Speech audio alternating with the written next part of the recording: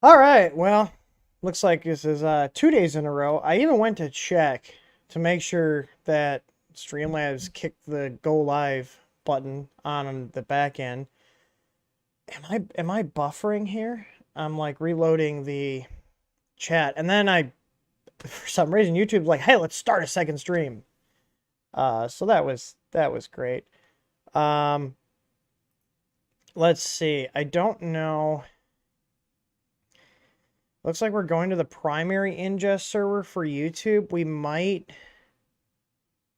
need to change. It looks like I'm going to the primary ingest, and I think they want us to use 2, which is RTMP2. For some reason, Streamlabs is sending to the primary. So let me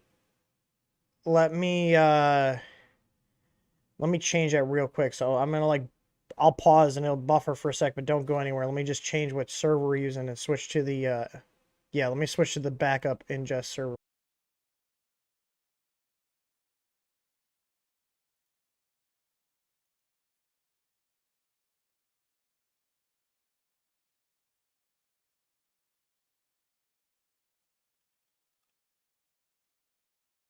Can you guys hear me? We might just have to send it. We're just gonna send it. I mean, YouTube's showing excellent connection now, so um, hell if I know. Um, anyways, uh, it's Wednesday. We are having a stream on Friday, which will be a funny, not safe for work stream. They never are. It's the roast me stream. And today, before the end of the stream, we are giving away, because people were asking about these, and I use mine here at our shop. One, I was like, I'm going to give it away. So we also have those in our, we're buffering now, are we? Oh, yeah, we are. God, mother, fuck. I swear to God.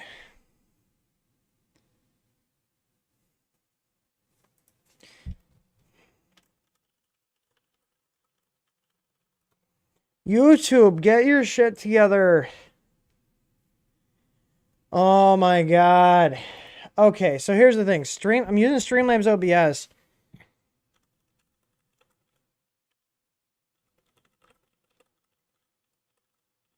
It has an option to change. I'll show you guys what I'm saying here. It has an option here, and I can share my screen so I can show you what I'm saying. Right here, a troubleshooter to change it, but if I hit end stream, this window closes. So I was trying to change to the backup one. Let me try it one more time. Jesus Christ. Okay, I'm sending out to the backup server now. Backup server. Maybe the primary YouTube ingest is just foobar. I don't think our internet connection's having issues. Everything's been running pretty smoothly here. Let's see. I usually use a Comcast one. It might get a little choppy while the speed test runs. Let's see.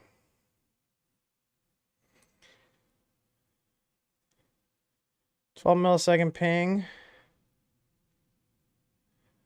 I mean, I usually see on each individual computer we got 1,000 down.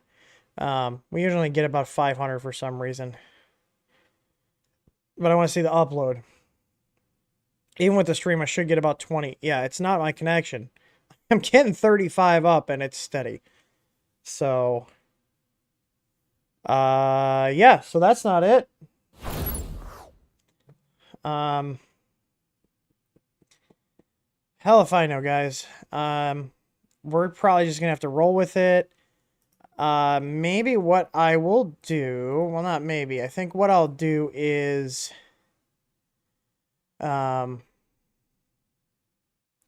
is it it's blurry? Oh my God, you guys this is driving me nuts. Can we just, let me look at it on my side before I go and change settings. Let's see. Let me look at, 1080p 60. Oh yeah, it is kind of blurry. It doesn't look too bad. Um, hang on. Give me 1 second. I swear to God. Okay, are we back? We back, we back, we back, we back. Are we back? I swear to Jesus. Jesus. All right. All right. So let me see here. Auto 1080p 60. Okay, we're looking a lot better. There's less pixels. If you guys are getting blurry, leave and come back or manually set your quality on your video because I am pulling it up right now on my computer watching the stream and it looks great. So it looks as good as YouTube is going to be. So yeah, change your quality from auto. All right, so what I'm going to do is I'm just going to, I can edit this afterwards. So I'm going to re-roll the intro and then I will cut out everything from before the intro after the stream is done. So people that rewatch it will get none of the bull crap. So let's do this. All right. So I'm going to put the starting screen up, roll the intro, and then we're going to go. So post your question in the chat. Thank you for sticking around. I hate YouTube sometimes.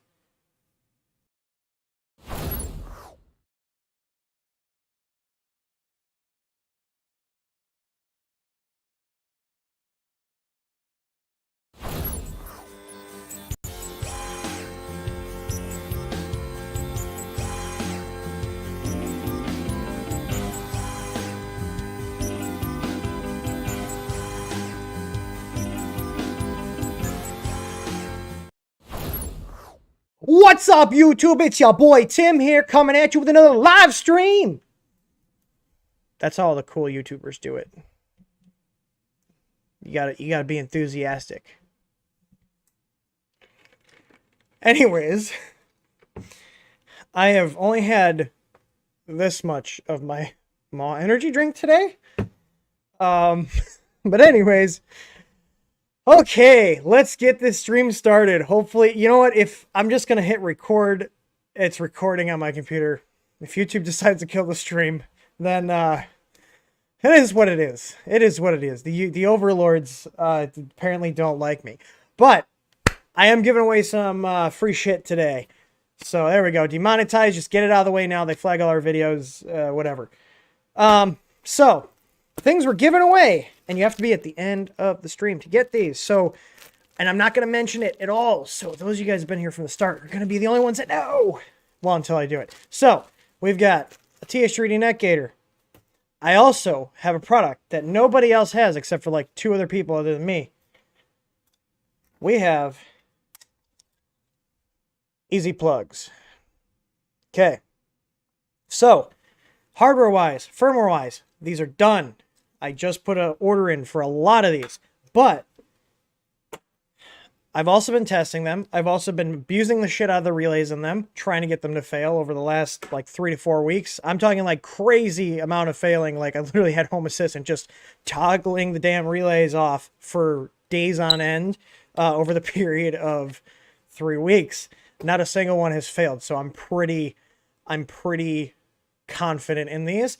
I also have one here that is not sealed. So if you guys want to check out what they look like inside, and I also have, so you saw those that I held up. Sorry about the noise. So we have 2 versions. We have the Easy Plug Plus and the Easy Plug. The only difference between these two, they're the exact same insides, except the Plus has extra chips on it to do power monitoring. So it'll tell you the amps you're drawing, the voltage your line is at, power factor, that kind of stuff. So wattage, amps, power factor, voltage.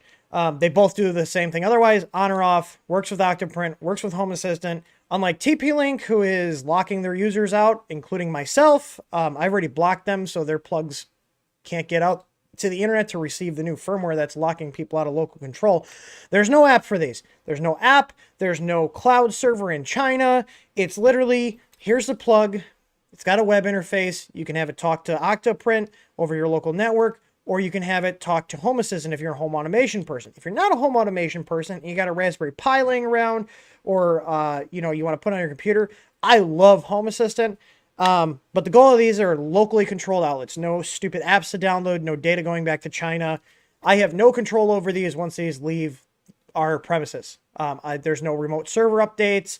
And luckily, these are one of these things where since they're not on the internet, they're just on your local thing, you really don't have to screw with the firmware on them unless I release something that patches it. But, you know, these are very simple devices. And I also have some that are just not labeled. And they had like the old QR code, like they just use these housings. These were the first batch of prototypes, but these are otherwise functionally identical to the ones that have the branding. And I've got, I don't know if I'm probably just going to keep these for mine. Otherwise I'll give away a couple, but I've got 10 of each of the fully retail ready ones. And I'm going to give a couple away. And what I want to do is get them in the hands of you guys before a big batch comes in. I want people to try them out. And let us know if we overlooked anything with the documentation. So I'm going to have documentation showing here's how to connect it to your computer. It's actually really simple. I'll even plug one in right now and show you guys how simple it is to get it onto your network. So you plug it in. So I'm going to go ahead and just plug it in. And hopefully OBS doesn't freak out when I do this because I am going to need to connect to Wi-Fi. So this will all be documented. I'll write up a guide and everything. So I plugged the outlet in, and what'll happen is the outlet itself, if the plug boots successfully, it'll turn the relay on automatically. And it should broadcast an SSID. So if I look here, there we go. Do you see the SSID? It's behind chat. Let me hide chat here for a second while I'm doing this. It broadcasts its own SSID. It'll be easy plug, and then this is based on its MAC address. So you connect to this network, and your computer is going to complain, oh my God, I don't have internet access. And that's normal. You can also do this with your smartphone. You don't have to use a computer. You could use a tablet. You can use any device that's got a web browser. So if I type in the 192.168.4.1, that's the address it comes up on. If you know your SSID and password, you can put it in. Or you can hit scan and it'll actually scan for the Wi-Fi networks. I actually have an IoT one. These are 2.4 gigahertz, only like 99.9% of IoT devices like this. But I can put this in and then type my password in here. I'm not going to type it in because then people are going to see it. But it's literally that simple. Now, I do have a couple of these plugs from the first batch, the prototype batch that came unsealed, unlabeled. And I've been using them in my house for different lights and stuff for a couple months now, and they've been great. And I'll show you what the interface looks like. I'm just trying to remember the IP address of the one. Okay, so I have, if I pull this up here, so I'm going to go ahead and unplug this. I don't want to connect this to a network. So this is what the normal interface looks. It's very simple. This is hooked up to a set of lights in my resin printer cabinet. So you can use them for other stuff other than printers, up to 10 amps. So 10 amps is the limit on the relay. So I was trying to find 15 amp ones, but in general, I'm not comfortable selling something and being like, oh yeah, you can pull 15 amps on it, because that's the amp rating of most home circuits. But you don't need an app or anything. You can literally just go on your phone and type the IP address, put a bookmark in it. There will also be a guide too on setting an IP address statically. You can also do it with your router if you guys know how to do DHCP reservations, but it's literally as simple as, there it is. So, and my light in my resin cabinet just turned on. These natively integrate with Home Assistant. They talk to it. You just use the MQTT protocol. They're very configurable. It's all open source. It's running on Tasmoda. We've got the module types pre-configured here. You can see I modified the firmware to have our own. So the plug, Easy Plug V1 or the Plus, they're the same plug, the same PCB. The difference is the Plus has all the power monitoring stuff populated. So, but you can do all the stuff here for MQTT, which is how it talks to Home Assistant. So if you guys are home automation people, or if you have Octoprint, which was the original intended function of this, you can use the Octoprint Tasmoda plugin to talk directly to this plug. I already have the firmware set up on these, so they have all the options that plugin needs on the Octoprint side and for Home Assistant. There's certain set options that you would have to manually set if you were doing like your own plug or if you're hacking a plug. I've hacked many plugs, and it's a pain, but I've already pre-set up all that stuff. So if you use Home Assistant, out of the box, plug it in, connect it to your network, and then enter in your MQTT server info, and then Home Assistant automatic discovery is already enabled. If you use the Octoprint Tasmota plugin, you enter the IP address that this is on, and then tell it that's the IP address you're on, and then configure the options for the plugin. So, and we'll have all that documented for this is what it is. I actually don't have any. I literally have, and I'm not even joking. I literally have a pile of these sitting on my desk right now because I was testing them. So these ones here that have no branding, these are the same internals as the retail ones. These were just the first batch. And then this is what's inside. So I'll show you guys. They're very simple. And you guys that have messed with ESP devices will be familiar. Yeah, so you can use these to tie Octoprint. Now, there are other outlets and stuff online that you can get that come with Chinese firmware. And sometimes, like, I've had a 75% success rate being able to hack them and get firmware onto them. And that includes when I have to open up the device physically. And obviously, these get sealed, okay? This one, I specifically had them not sealed so I can get inside here. But you can't really get into these type of devices without destroying them. So if they don't flash over Wi-Fi, you basically have a bricked plug, or it's one that's stuck on the Chinese firmware. But you can see here we have a 10 amp, 250 volt rated switch. We got a bunch of filter caps. This is the 5 volt regulator. The 5 volt regulator, and that feeds the 3.3 here. And if we look here, we've got an ESP chip. This is the 8285, or also known as 8266. So we got a button here for on or off, and then there's a little LED on here that is a status LED, and it's not super bright. I didn't want something that was blinding because a lot of people will complain if it's in a dark room, like the plug lights up, but there's a little blue light that shines through here. There's like a little thing that goes over to it. Very simple device. So on this one, this is the power monitoring one, and the power monitoring chip, this is right here. So if I were to open up one that doesn't have the power monitoring, this chip would not be populated. So otherwise, they're the same PCB. They're pretty solid. I like how these are designed, and these are all, like, the caps are pretty good quality. They are Chinese brand caps, but I've desoldered them on another one. I've got a board that's got like all the stuff stripped. And they are decent caps. The ESR rating is really low on them. So I'm pretty happy with these. They came out pretty good. So anyways, like I said, what I want to do is give some of these away and have you guys try them out, test them, help us work on the documentation. If there's something we missed or there's something that needs to be added, that kind of thing.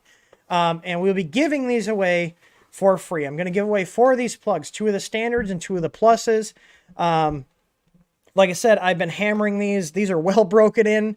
I haven't had a single relay fail on them, so I'm confident in sending these out to people to test. So if there are issues, then we can address them, but I'm pretty confident. I've been working on, like, the hardware side's good. Firmware was the last thing, and I got that knocked out about 4 weeks ago. So anyways, I think I'm going to take the ones that are, like, unbranded, like, where I've literally just, like, this is how I know if they're plus or not. If they're power monitoring, is I literally wrote a plus on there, and like I said, because these cases, they didn't have time to make custom cases, like, just, I don't care what branding's on them. I'm just using these for testing. So that's like a Smart Life QR code. So, but I think I'm going to use these for my personal stuff here, just because they're not the final case revision. So anyways, I hope you guys have questions here, and then I'm done ranting about plugs. So yeah.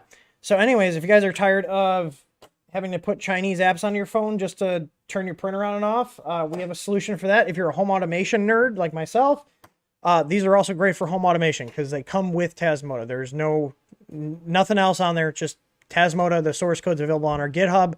And yeah, so let's see what questions we have, because I did ask you guys to ask questions. YouTube seems to still be pretty happy with the stream, so that's good. Tasmota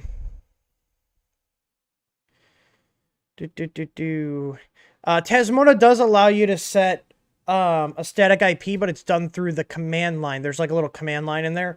So I will write up a guide on here's how to set your static IP for your gateway, your IP address. I use mine through Home Assistant, so I don't care if they have a static IP because how it works with Home Assistant is Home Assistant has what's called MQTT, which is a messaging protocol, usually for IoT devices. So this talks to MQTT, and Home Assistant has what's called MQTT Discovery, and the discovery option is enabled on these plugs by default. So as soon as you set your MQTT server and hit save, it'll connect in, and then Home Assistant will go, oh, hey, there's a new MQTT switch, and then pull it in. And if it's the power monitoring one, it'll pull your voltage in, it'll pull your amp draw, power factor, all that other stuff. So anyways, Sean says, any UFW, I'm assuming it means unified firmware adjustments for Bondtech extruders other than the E steps to 415.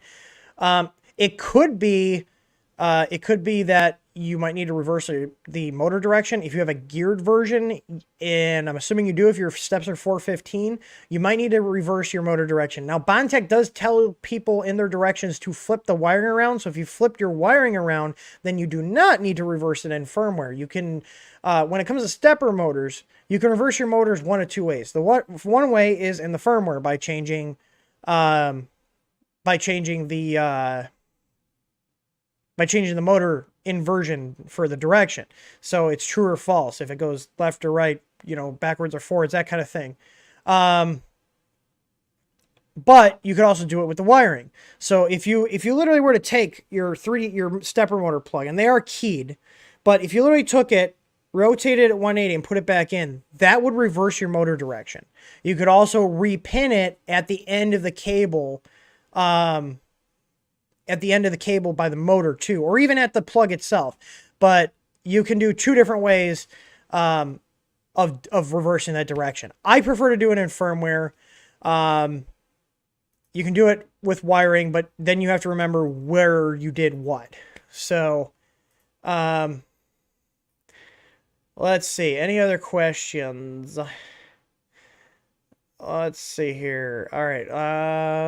Where was I at? I was just answering questions from Sean. Constantinol, probably said that wrong. I'm sorry. And says flexing a full build plates of parts on the Easy Flex 2 is semi-orgasmic. Yeah, it is. I love when I got a bunch of small parts that sound that. It's great. It's great. We got someone watching from down under. Am I like upside down on your screen? I don't know how that works. Or does YouTube do it? I think YouTube probably does a correction where they flip the packets 180 so they show on the right side. CC Eurobeat asks, oh god, chat just jumped. I was watching another guy the other day, and his chat was jumping the same thing. I don't know why YouTube hasn't fixed this crap. But there it is. CC Eurobeat. Are there going to be new KP3S videos coming? If so, when? I don't have any scheduled, but that doesn't mean I'm not going to do any. I've actually got quite a few printers to go through, and one just showed up. In this box, that's the Homer's Tarantula RS. They just sent that to us to take a look at. Those of you guys that don't know, Homer's is the new name of TiVo. So we'll see how that is. Their Tarantula Pro was actually decent. So I'm curious to see how the Homer's Tarantula RS is and what they've changed. But I think the next printer we're going to do is a Sunlu S8 because that's one I bought, and that's one that I've had sitting here for a while. And then I think we're going to do the Mega Zero 2 because we also bought that. I do have a Soval SVO2 as well, so I've got a lot of printers to do. So I feel like I get in this mood where I want to do streams, and then I'm like, do I do all of them in 1 week and then I have no printers to review, or do I do like a couple a week? I'm not sure. Maybe I'll do one tomorrow. Maybe I'll do one tonight. Would you guys come back tonight if I did a stream tonight? Or actually, hang on. No, I'm not going to do a stream tonight. I have to actually spend time. I want to spend time with the wife because I've been working all night, all week, and it's Wednesday. So I'd actually like to have a break tonight. But tomorrow, would you guys be interested in a stream on the Sunlu S8 because that is on my to-do list. So it'd be nice to get that off my to-do list, get the firmware done, and get that into the farm and out of my office. Someone's asking how much. Okay, the plugs, when we launch those, they'll be $20 for the regular one and $25 for the one with power monitoring. Matt Peters asks, can you install Home Assistant on a Pi that's running Octoprint, or do you need a dedicated Pi? I would highly, highly recommend a dedicated Pi. I started off with my Home Assistant installation on Pi 3B Plus, and it was clunky. The Pi 4 is a lot better for Home Assistant, especially if you stay smaller. The issue I had, and I shouldn't really call it an issue. What the hell's going on with my... I just looked over and my little Baofeng charger is like freaking out. I don't want my... Oh, well, that just fell. All right, we'll fix that later. This is charged though. Okay. Anyways, we'll just put that over there. Sorry, I got distracted. I saw light flickering out of the corner of my eye. Where was I at? Oh, can you install Home Assistant? So I would recommend buying a Raspberry Pi 4. Put Home Assistant on. They have a pre-built image that you just put on an SD card and boot. It'll take about 10 minutes because it goes and sets up a bunch of stuff, and start out with it on a Pi. Now, if you're a nerd and you have a server, what I did was, after I hit it on a Pi for a while, I started doing more, automations, and I started adding more devices. And where the Pis start to fall apart, is when you start doing automation, you start adding devices, they do kind of bog down. They work, but they're small.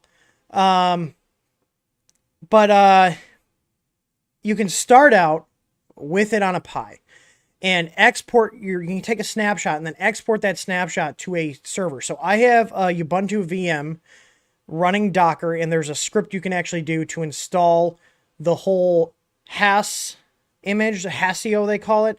It's a full Docker stack that's like self-managing. Basically what you can do is, if you like it, you want to get your feet wet with it, you can try it out. You're out like 60, 70 bucks. You buy a Pi 4, get an industrial rated SD card though, if you're going to run on a Pi. Like, there's high endurance or industrial SD cards that are designed for high reads and writes. Highly recommend, if you're going to run on a Pi, to get one of them. They're only like 10 bucks more than a normal card typically, but they're rated for heavier duty use, and Home Assistant qualifies for that heavier duty use. Make sure you get an actual Raspberry Pi power adapter. We actually sell them in our shop. They're 3 amp adapters. I think they're out of stock right now. We will be getting more on Friday, so in 2 days. But you want to get an actual power adapter, not a phone charger. But anyways, I would recommend you get it. Try it out. If you don't want to buy another Pi and you have one that maybe you use for something else occasionally, just get another SD card, try it on there. But I would highly recommend checking out Home Assistant, because Home Assistant also works with Octoprint. So you can use Home Assistant to monitor all of your printers too. So it natively supports integration with Octoprint. I think if you guys are people that have like a couple smart switches, a couple things, you'd be surprised how much stuff you already have in your house, along with smart connected devices like Roku TVs, Samsung TVs, anything that's network connected. The majority of those devices are already supported in Home Assistant. So you might have stuff that you didn't even think of that you can remotely control with Home Assistant, like turning it on and off, changing volumes, setting automations, that kind of stuff. So, and it will do discovery and search your network on the local network and be like, okay, what is this? And then it'll tell you that, hey, I discovered these devices on most devices. But I would highly recommend it if you like tinkering, you like playing with automation. If you're a nerd and you haven't played with automation, I'm probably sending you down a rabbit hole of excess spending on buying smart devices. But dear God, it's a lot of fun. It's like I trudged through it. I spent like 60 hours getting acquainted with Home Assistant. One tip I will give you guys is, for automations, there's a plugin for Home Assistant called Node-RED. It is a flow-based automation. Instead of writing code, it's like drag and drop for the most part, and you can visually see what's happening in the automation. They do have native automation support in Home Assistant. It's getting more easy to use, but Node-RED is where it's at, and it's a plugin. I'll show you guys what it's like really quick here. So just to give you an idea, like what I do with mine. And then we'll move on. I really like talking about this stuff. It's really interesting to me, and these two different hobbies can complement each other. Especially when you start building your own devices. Like I did a stream. This is my humidor. This is tied into my Home Assistant, and I'm currently dealing with it. Keeps spiking on the bottom for some reason. I don't know if my sensor's bad or anyways. I digress. But everything goes into here. You can do these layouts. You can literally edit this. Like if I want to add another sensor or something, I can go through here. There's a nice GUI. In terms of, and like I've got different sections here. So this is like for the shop. This is for my living room, my garage, the bedrooms, the kitchen. I've only got one switch in the kitchen. This is my office here. So if I click this, I can turn my lights on and off. I can open my blinds. I've got a listing for all the batteries in my Z-Wave devices and anything that has a battery. You can see even my UPS, my battery backup, I'm able to integrate. I got stuff for the pool. As we get our lights and decorations set up, I can turn them on and off. I've got a power monitoring system. I mean, everything goes into Home Assistant.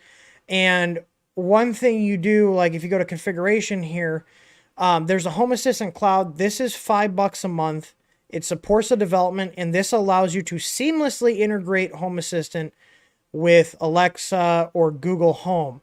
You can do it for free, but I'm going to tell you right now, it's like kind of a hacky developer way to do it. And the amount of time you'll spend, and every other month when the developer credentials run out because Google and Amazon have them expire, I would just rather fork over the $5 a month. And they also give you a URL that's externally accessible on the internet with no port forwarding for $5 a month. So my strategy here with anything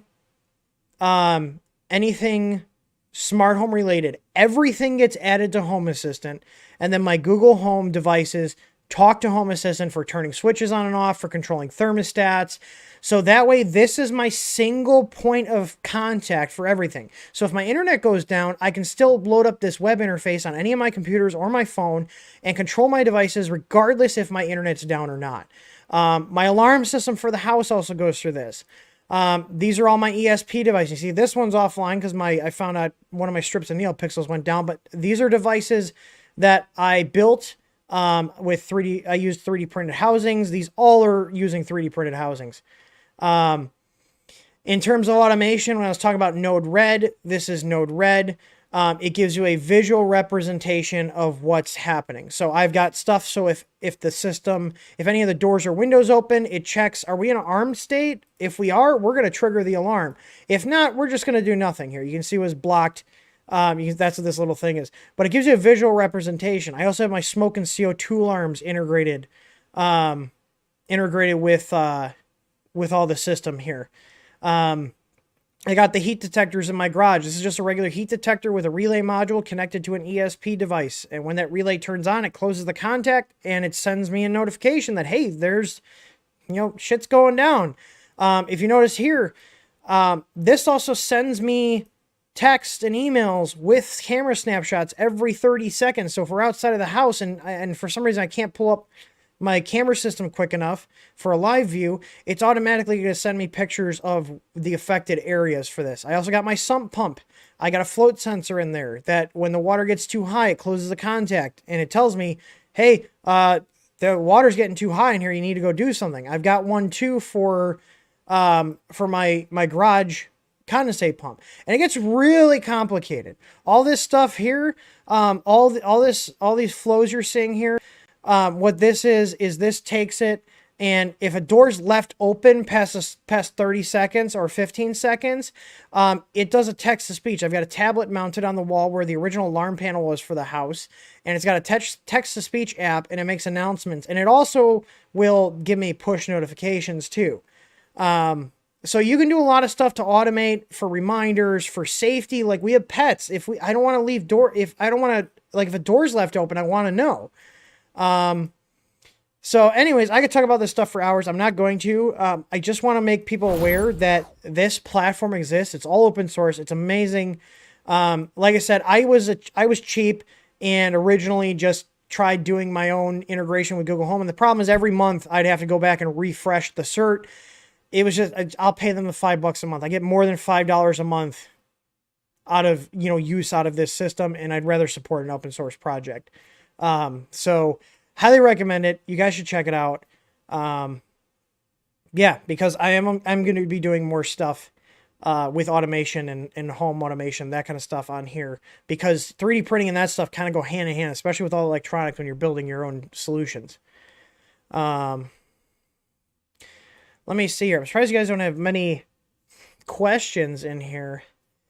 Dennis Miller, plug works with Octoprint to turn to 3D printer on and off. Yes, that's correct. All locally. So I did see someone asking if these plugs work with Google Home or Alexa. They do not directly. You cannot connect them to your Google Home or Alexa to turn things on and off. However, you can add them to Home Assistant and then have Google Home or Alexa talk to Home Assistant to then control the outlet. So that's what kind of bridges that gap. And that's the way I do things here, regardless whether it's with our outlets or Z-Wave switches or any other type of device. Everything goes through Home Assistant. That way, that's my central point. So when I buy devices, I check to see if they're supported in Home Assistant. And if they do, then I'll go forward with them. Or if there's integration I can add. So, but this gives you control over your hardware. That's what this does. It gives you control over your hardware. You don't have to worry about, the manufacturer coming along later and removing features that you use all the time, like TP-Link's doing. They do seem to be backpedaling a little bit on that. But I don't trust that they're not going to do it again. That's the problem. Usually when companies start removing features, they backpedal and then they go ahead and reverse that later once the heat's died down.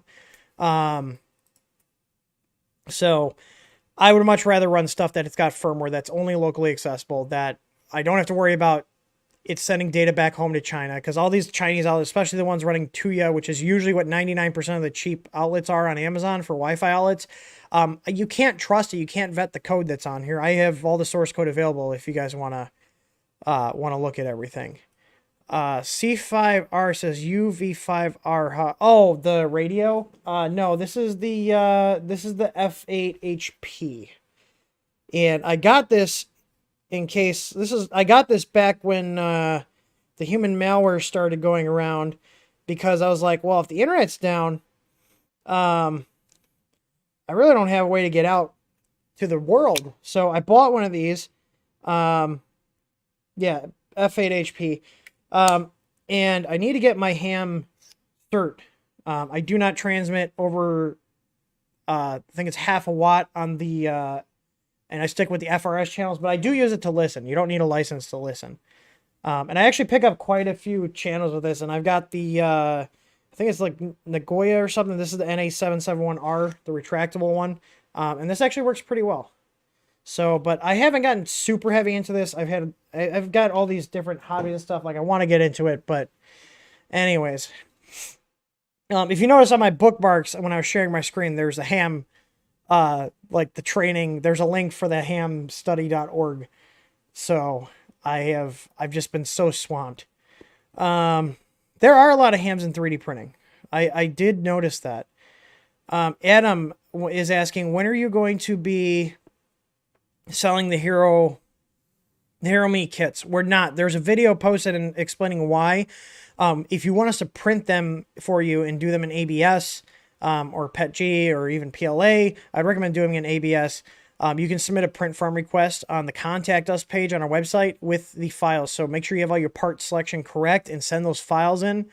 The reason we're not doing it basically is there's too much post-processing for it to be a sellable part, and it's too complicated, because you're always going to have other people like, well, I have this version, I have these add-ons and that. It's easier for us to just be like, if you want us to print it, we can print it for you. And the screw assortment we carry covers the screws needed in the kits. So, it was just something that was going to take too much time for the amount of, like, basically the amount of time it would take to make it an actual kit was not going to be worth what we could sell it for. So, Alan Shamash asks, "Hi Tim, can we run print farms with a Raspberry Pi?" So yes, you can. I have a friend of mine named Max. He runs a company in South Carolina called Red Mongoose Prints, and he does, I think he's got about 25 or 30 machines, and he uses Repetier on a bunch of Pis. I'm not a big fan of Repetier. I like the flexibility of Octoprint. Repetier server works. You have to pay for it. And it's more limited, but it does work. I like Octoprint, so what I do is we put a Pi in each printer running Octoprint, and then I have a piece of software on my server here that's running in a virtual machine. I don't know if they have it working on a Raspberry Pi yet, called OctoFarm, that integrates and, aggregates all my print farm stuff. And I can actually share the screen and show you guys what that looks like. And the domain we use is only locally resolvable. There's not even a public DNS record. So you can try to go to printfarm.threestudio.com. It's literally just a DNS address on my local router here. So this is OctoFarm. It gives you data on what machines are running, what ones are not. We don't have too many machines running right now. There's just a couple here. They do have like a panel here where it shows the cameras. We're trying to get all the cameras running here. I know this is a customer job here because that's red. Usually we only print black. But you can see if they have a camera on them, they show up. I did some prints for a friend of mine here and here for his drones. But yeah, it's really cool. It's got a list view too, so you can see what all the temps are, which one's printing, which ones are offline. I've got a couple in here that are offline because they're on Wi-Fi plugs, so Octoprint disconnects from them. Anyways, this is how I aggregate it. You can also do integration with Home Assistant for Octoprint, but I would recommend doing that for your home stuff. For like monitoring your printers, and you can set up automation. So like if your printer throws an error, it can do a push notification. And if you do, that's one of the big things with the Home Assistant Cloud. That's $5 a month. You get to use their official app, and push notification, everything just work. Your phone shows up as a device in Home Assistant that you can push to. So you can get real-time push notifications. I use that for our doorbell notifications, for if my humidor needs attention, if the humidity's too high, too low, temp, that kind of stuff. But you can get a push notification. You can even automate, like, okay, if you get an error or something, or if your filament runs out, you can get a text message, through the notifications, or you can get an email. Like, once you get everything connected, it's kind of cool because you, like, at least with me anyways, I think about what events am I able to get status updates on from whatever device. In terms of Octoprint. Oh, sorry. I should probably drink more of this. I mixed this up because this is for the rest of the day.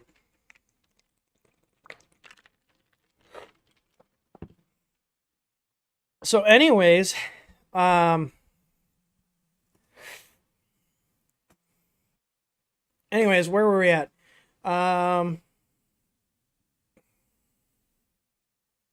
Operator Tony says, if you do printer streaming at night, I'll definitely be there. Daytime is harder. Alan Mills says, how easy is it to change filament sensor to pin 29 in UF2? It really depends on the board, because some boards don't even have a pin 29, so I need more information. But usually that's defined in the board's pins file. I'm going to assume if you're asking about pin 29, you're asking for the Melzi board that Creality has, because there is a pin on the header that you have to solder to right next to the filter cap they bodged on there. I would recommend using pin 29 just for the BL Touch, so that way you don't have to mess with any settings for the filament sensor. Oh yeah, do I have a link to the software? Let me see. It is, I believe it's home-assistant.io. Yeah, it is. Home-assistant.io. So I got to open this in a web browser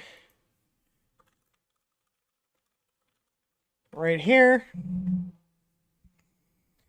Check it out. I highly recommend it. It's a lot. I say fun, and it is fun if you're someone that likes tinkering with things and doing automations and making your house do stuff without you doing anything. It's great. I use it to save power too. Like instead of having our front, like our porch lights on all the time, I have my IP camera that's hooked up to Blue Iris. Blue Iris supports the MQTT protocol, so I'm able to use my cameras when they detect motion as a motion sensor in Home Assistant and set up an automation for, like, if it's been detecting motion for 10 seconds, then turn the lights on. So if someone walks up to our house, it looks like we're, like, even when we're asleep, it looks like no one's home and the lights are off, except then the lights start turning on by themselves. And you see how that just turned off?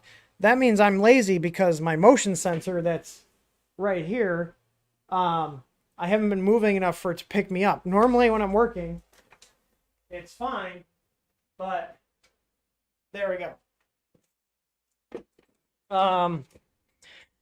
So like in the garage too, I have motion sensors and lights. So just something as simple as a sensor on the ceiling with a switch in the wall, you can have automated lights.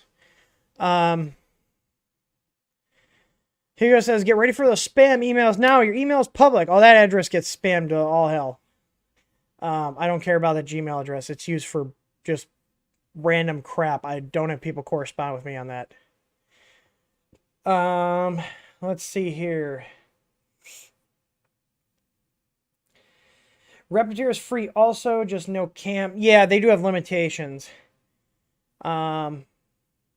C5RC says, I'm in a wheelchair, so Ham is a nice backup living in Florida with hurricanes. Yeah, I got this just as, because I look at it this way, even though I don't have my Ham, if shit hit the fan, I need to get out to the outside world and the cell phones aren't working, I'll take my chances with getting a fine, in a potentially life-threatening situation. I do want to get my license, though. I just got a million other things going on. Neil Visser says, do you need to level all the printers? Nope. Every single machine has an easy ABL on it. Every single machine in our print farm. I drink my own Kool-Aid. Quite literally now. Although this isn't our energy drink, but I plugged them because it's delicious. So I just need more of it. I'm probably going to have to use the restroom soon if I keep pounding this.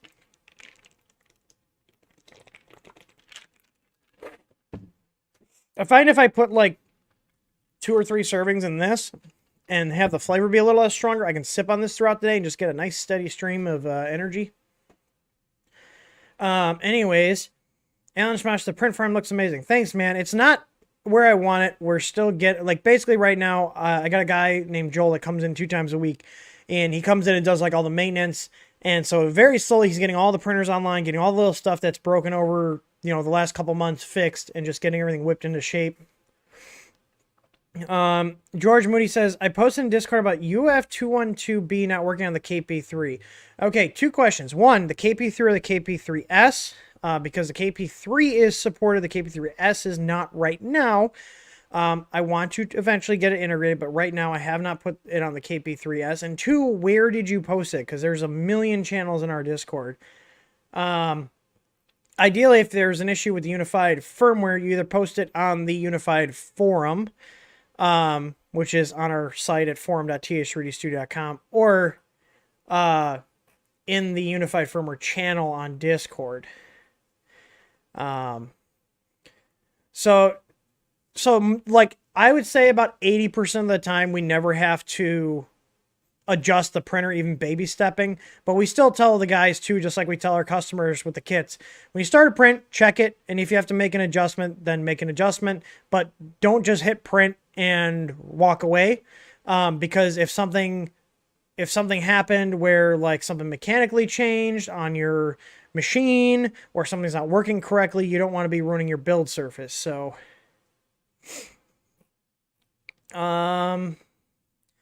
George Moody says you posted in the live streams channel. I'm seeing nothing in the live streams channel from you. I have the last. Oh wait, here we go. Oh, that was yesterday. I was looking at Captain America's. You say KP3 after updating the 212B. What was the last version? Whew. What was the last version that worked? I could pull mine down. But I'm not going to do that. There shouldn't have been anything that changed on that machine from 2.1. Well, actually, since we moved to 2.07.2. We already have firmware out for Ender 3 V2. Oh, I also put together a document on our site, on the Help Center, because people were asking after I did my stream where I switched the screen on ours. So my Ender 3 V2 is now going into the print farm with the new screen on it. And I did take the time to document switching the screen out if you're tired of the limited screen that came with the machine. Let me move OBS here. So I actually put this together with a link. Timestamp 1300 is where it is in this video. But I actually documented here because this swap will work with the stock board, the SKR, and the easy boards with our firmware. You just swap it or flash it as Ender 3 instead of V2, and then you get more features on here. I also put here, if you are using Easy ABL, here's the offsets for our OEM mount, so you would put that into the custom probe section. But I did put this in here. It's in, if you go to the Help Center, which is support.th3studio.com, you can go to Upgrades, and then there's Upgrades and Printer Information. You can see here, Ender 3 V2, swapping to the 12864 Creality LCD for more features. And here's a link to the screen that we carry in our shop. And then we also have a link here to the left-sided mount. And if for some reason this Thingiverse link ever gets broken or taken down, I also put a copy of that zip file directly from Thingiverse, or if Thingiverse is broken, because that happens a lot. It's literally right here on our site, and you can download it. So, and it's got all the attribution and everything. So if you have an Ender 3 V2 and you're tired of the display that looks pretty but doesn't offer as much functionality as the, quote, uglier display, this is the information you need to swap it. And if we go here and we go to timestamp 13, I go over like what stuff is missing, and then we jump right into swapping the LCD. And it's very simple. It'll take you about 10 minutes, if that. So, but that's an article now. That's documented. And then, George, I'm not going to look at the firmware now, but I will pull that printer off my shelf and check. So you're saying 2.10 was the last one that's working. So I'll look at the code changes. I don't believe there were any KP3 code changes between 2.1 and 2.1.2, but I could be wrong. Let me look at the releases. Repository view on GitHub.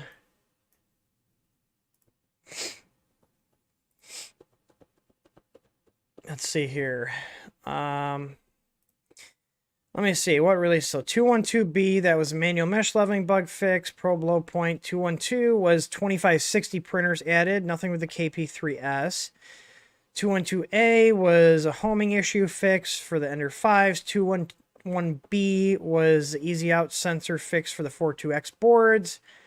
2.11a was additions and fixes for the SKR boards. 2.11 was new printer additions, power loss recovery, combined a few configs, but nothing here. So, okay, here's why. And this is probably where it is. So this is what I was looking for. What was the last major change that would have affected that printer? So from 2.10 to 2.11 is when we updated from Marlin 207 to 207.2. Now, that's not a huge jump, but that's something that could have broken things. Because I make sure everything passes compile. I don't actually, once I've vetted it on a machine, I do not have the time nor the machines to test every single release on every single printer. So once it's done and it's vetted that, okay, it's working with this version, we usually assume that everything else is working. We will test it on actual printers because the thing is, if there's like a Marlin issue, it'll present itself on any of the boards and printers that are supported. For the most part, there are some fringe issues where they only affect certain machines and board combinations, but in general, it's a good way to do it. And then like right now, where someone's like, hey, this isn't working. That was released Unified 2.1 was released on September 30th. So, and you're the first person that's told me that the KP3 is not working. So what I would do, what I'm going to do is I'll pull that printer down. I'll put it here because I actually just cleaned off my desk, and I'll play with it tonight and see if I can figure out what happened. Basically, I'm going to have to do it's going to be a pain, but I have to do a diff on the code to see, okay, what changed. But there shouldn't have been anything that changed on that printer board or config. Usually what will sometimes happen is if I have a file that we modified or there's like a workaround that needs to be put in place for a certain machine that sometimes won't get copied over correctly, or I'll just have a brain fart and leave it out. But luckily we have revisions going back on GitHub for every single release, so I can go retrace my steps from there. So, does anybody have any other questions? Because I am going to get going in a little bit here. I'm sorry that the stream is such a rough start. YouTube's been very temperamental. I think we're doing okay. I don't have any notices saying we're getting dropped frames. So I guess I'll just have to use YouTube's backup server because I'm sure there's a lot more people live streaming right now versus normally, during not, human malware situations. But I do want to give away a couple of plugs. I'm going to give away 4 of these in total, but I'm only going to give away 2 of them today, and I'm going to do 2 more on the printer stream tomorrow. So I will get a stream scheduled for tomorrow, and that will be for the Sunlu S8, because that's one of the older ones here that I need to get through. So let's see here. All right, come on, Nightbot, get your shit together. All right, giveaway. So the first thing we're going to give away is the official, brand new, still sealed, TH3D neck gaiter to protect you from all the human malware. And I think there's some disclaimer like these aren't a medical device and all this other stuff. It's a cloth thing you put over your face, and we're giving it away. Just like that. Look how fashionable I am. TH3Dstore.com. You can actually buy these. They're like 20 bucks. Our actual cost on these damn things is like $17, so, but they're very comfy. Anyway, so let's make you guys work for this. I'm going to go ahead and make the keyword human malware. So if you want to be entered to win the official TH3D double ply, like it's 2 layers, neck gaiter that's super soft. I forget I'm wearing this. I usually throw this on at the start of the day. And if you want to win it, type human malware, 1 word, all lowercase, and then we're going to give you guys like a minute to enter that in.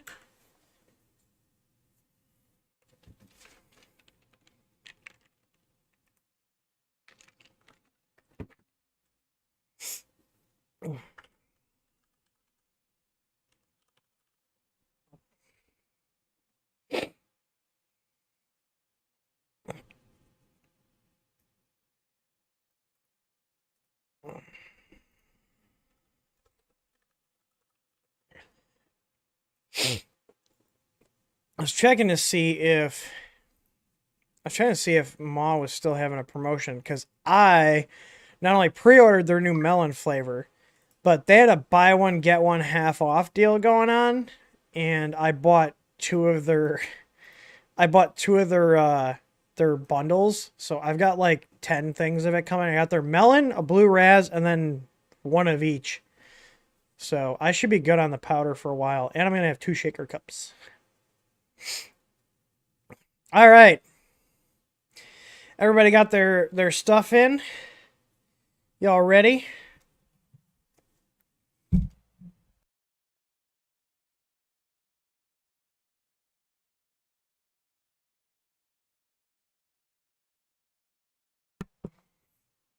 All right. And let's hit it. Who won? Play Nation's Kitchen. You won. So, Play Nation's Kitchen. Please confirm that you are still in chat.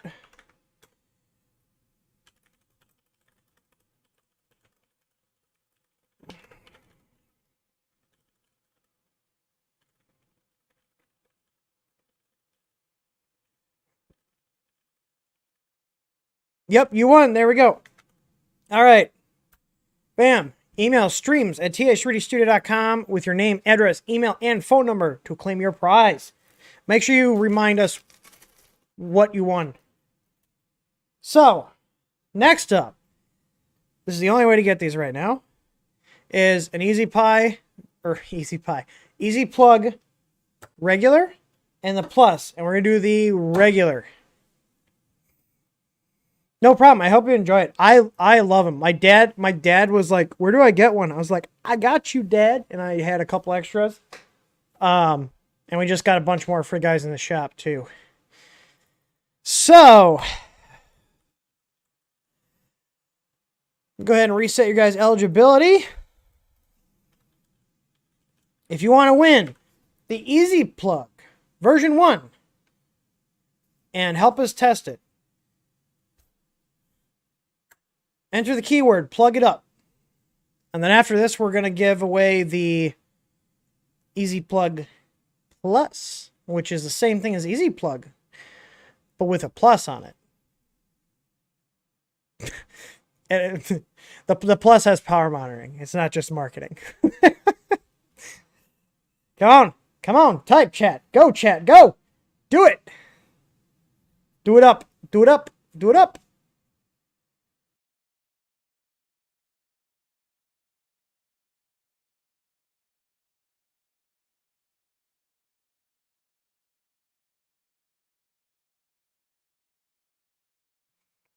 I do want to add, if you are not willing to provide feedback, because like I said, there's zero documentation currently for this. The goal of getting these out is, one, to see how people are going to break them, and two, so we can refine the documentation to make it as easy as possible. So that's the assumption. I will set up, I'll probably add, because we use Microsoft Teams, I think what I'll do is I will make a team that's only got certain people in it, and I can add you as a guest into Microsoft Teams so we can literally chat in real time and discuss if there's changes or whatnot. I think that'd be a great idea. Or actually, you know what?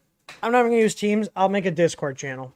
I'll make a Discord channel that I will have to approve people. So if you win one of these plugs, you will need to private message me with your Discord or on Discord, and then I'll add you to the channel. So I'll do that. I'll make like a beta testing channel. How's that? Robbie Mac, I'm guessing I came into the middle of a giveaway. You did. All right. Who's getting the first Easy Plug? George Moody. Hell yeah. That'll go great with your King Rune, man. Awesome. George. Oh, God. I typed up that nice thing.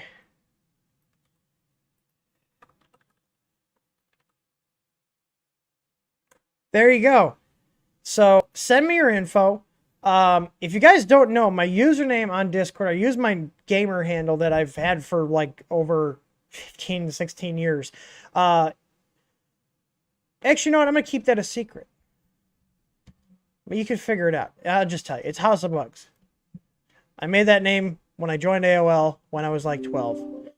So, oh, this is Outlook reminding me to make box design for Easy Plugs because I have to send that to the supplier tonight. All right. The next one. How is that? Oh, it's Outlook on my phone now reminding me that I have to make the box design for the Easy Plug boxes. They'll come in nice little boxes. All right.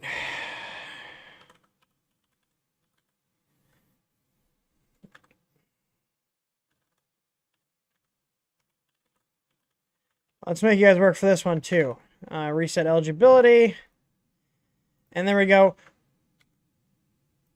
Also, I do have Nightbot set that if you are a regular here, you do get you're 2 times more likely to win the giveaways. And if you're a supporter on here, I think we have that set up where you can like join.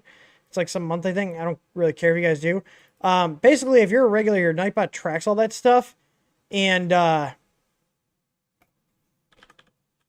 you get a little more weight when there's giveaways if you're like a regular in here. Anyways, keyword for the Easy Plug Plus is I have the power.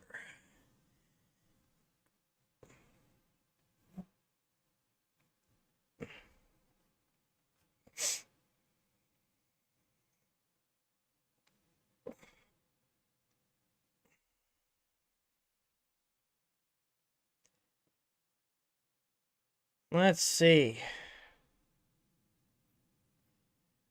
Oh, this is cool. It actually remembers that who already won. I'm like seeing here. And this is for the Easy Plug Plus. Why did they flag He-Man?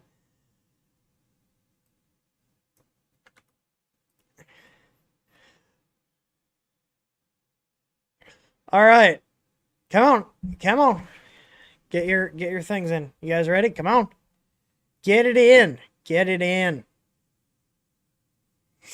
You guys shouldn't be getting the spinning wheel. OBS is telling me everything's great. Like Tony the Tiger. I'm not seeing anything. It's got to be YouTube. I'm willing to bet YouTube's just having a rough time right now.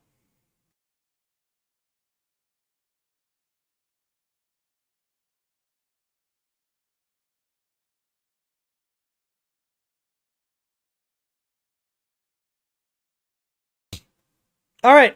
I see we don't have any more chats going, so let's go ahead and see one. Nadav, man, subscribed since April 7th, 2018. You won. There you go. There you go. You know the drill.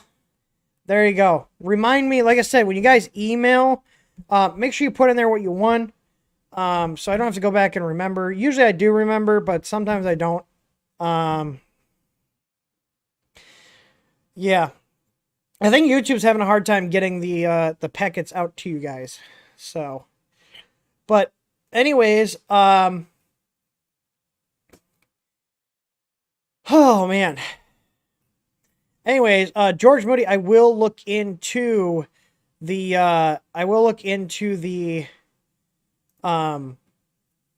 KP3 issue here. I appreciate you letting us know. If you guys do have any bug reports, the best place to let me know about bug reports, and that I do check usually every other day, is specifically on the TH3D forum. Because I don't do tickets here anymore. I handle like B2B stuff, but I do not handle customer support tickets. So if you have an issue with the Unified firmware, and it's a bug, and it's an actual bug, not you need help, you can get help on our forum too. But if you have a legitimate bug, I check this specific community topic multiple times a week. In this topic, you can see here is Unified 2 firmware bug tracking and feature requests. So if you have a bug to report or feature request, go ahead and post it in here. You can see here. I don't know why he posted this. Oh, this is old. So I already added this in, and this is what I'll usually do. If something's already done, what I'll do is I'll delete the comment. Or if it's not done, I'll delete the comment and then I'll update this post here. So if you see your comment, and the reason I do this is because I don't want this to have a million things. So this is like my little list that I keep of what's going on. You can see here, like there's like this odd extruder behavior sometimes on Ender 3 V2 machines. This does not happen if you switch the LCD. So it's something related with that LCD. But as far as I know, the Marlin team is still working on that. But anyways, this is where you should post it. This is what I check and I do get email notifications when this is up. So if you have a bug to report, make sure you're detailed in your reply, because there's some people that are just like, this is broken, like the firmware doesn't work on my printer. That tells me nothing. I'm not trying to be like a dick or condescending if I'm like, you're not providing enough information. It literally means you're not providing enough information. So if you're going to post stuff in there, give me like, what printer are you using? What version are you on? Have you reset your EEPROM? That kind of stuff. So make sure you do post details, but that's where you report any bugs with the firmware. That's the one location. That's it. It's that simple. You post it on that thread. The logins are tied to our main website for the forum. So if you have an account on our website, you already have an account on our forum. It's all tied together through the same login system. So anyways, yeah, I see people saying there's lag apparently because YouTube's broken. Also, I want to plug we do have, for the communities, we do have our Discord server, which I hang out in when I'm have some time where I'm just looking to do something that's not the day-to-day grind. I will sometimes hang out in there. We are trying out something new with the Discord community because of the way Discord is organized. You can have different channels and whatnot. So we do, instead of just telling everybody to go pound sand if they want to talk, about certain sensitive topics like, guns or politics, instead of telling everybody to go pound sand and just STFU, we actually have channels set up and they're tagged NSFW for those sensitive topics. So if you do want to have a civil discussion or talk about those kind of things, they are there. And we do have moderators, and it's actually been working out really well. And I've gotten a lot of feedback from people saying that they appreciate that instead of just being told to go, pound sand, that there's a place where you can go if you choose to want to talk about that type of content. And I think that's better than people getting censored. Like on Facebook, you can't really do that in a group. You could do that on the forum. But so far it's been going really well. I don't think anybody's gotten booted for being, a dick. Everybody's just been chatting. We also have a gaming one. There's a random section. There's off the rails, which is any off-topic stuff that has nothing to do with 3D printing. We have a gaming channel. We also have a PC Master Race channel. The political one is called Political Stuff Goes Here. And then we also have the one, if you want to talk about, guns or 3D printing stuff related to guns. There's a channel called 2A Stuff. And it's funny because the people that are not from the US, are like, what's 2A? So anyways, I like that our communities, especially like the Discord server, have grown to be a place where people like to hang out and congregate. And I think that's really good. So I just wanted to plug that. We also are on MeWe, a company page on MeWe, and we also have a group. And we pay for those. The group is gaining a lot of traction too. I have been legitimately seeing a lot of posts that have no reason to be flagged, getting flagged in the Facebook groups. They're going a little crazy for censoring, and it's a pain in the ass. So I'm not very happy with it. And despite what some people keep parroting on Facebook, which is ironic, because all this disinformation from on Facebook about a Facebook competitor, MeWe is not owned by the Chinese. MeWe is owned by Mark. God dang it! I had it in my head and then I went to say it. It's owned by people in the U.S. It's not a Chinese website. Who owns MeWe? I'm going to see it, and then I'm going to be like, oh, yeah. Mark Weinstein. He's one of the people that owns MeWe. It's not the Chinese. It's an American company. And I highly recommend, if you guys are tired of the censorship and the biases on these other platforms like Twitter and Facebook, MeWe has been really good. And I find that there's less people that are just there to stir up shit on MeWe. So There's also no ads, and despite what other people tell you, you do not have to pay for MeWe. You can if you want to support the platform. I do because I want to support the platform. We pay the $2 a month for the page for a business. We pay the $2 a month for the group, and I pay $5 a month to have their premium option, which gives you some like fringe like stuff, but it's free. They do have things if you're on a free account to be like, hey, upgrade. It's $5 a month if you can afford it. I'd highly recommend it, especially like I want to see these big companies kind of broken up more, especially when they're overreaching. In my opinion, some of you might think they're not, but in my opinion, it makes me uncomfortable that Twitter and Facebook are like, no, you can't see this because we don't like it. Like just on principle, it has nothing to do with the political alignment. If it was the other way around, I would still have a problem with it, because information should be open. Just how it works. Anyways, I will get off my soapbox here. I appreciate everybody for stopping by. I hope you guys enjoy the stuff that we gave away. I'm really looking forward to getting your guys' feedback on it, because it's one thing for me to test stuff and be like, oh yeah, it's good. I want to send them out to customers to get actual feedback from other people before we go ahead and do a push. So if you guys haven't checked out our Discord server, you can join Discord at discord.th3dstudio.com. If you haven't joined our forum, it's forum.th3dstudio.com. There's a MeWe link at the top of our website, or if you just search TH3D Studio on MeWe, it's on there. I'm also on MeWe, and yeah.